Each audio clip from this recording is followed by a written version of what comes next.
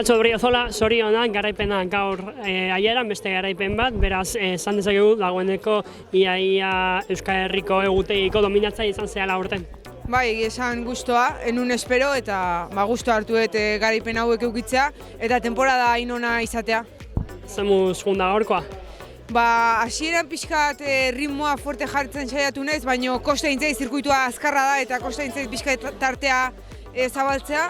Noben ja tartea zabaldu eteten hori mantentzen saiatu naiz eta igual sensazioek etzian hobenak atzoko nekea antzematen nu, baina bestela zirkuitua oso politia da eta gustoa ibili naiz. Urrengo lasterketa Euskal Herriko txapelketak izango ditugu. Nik urrengo lasterketa Euskaliko txapelketa, Tolosan. Zorionak. Eskerrik asko.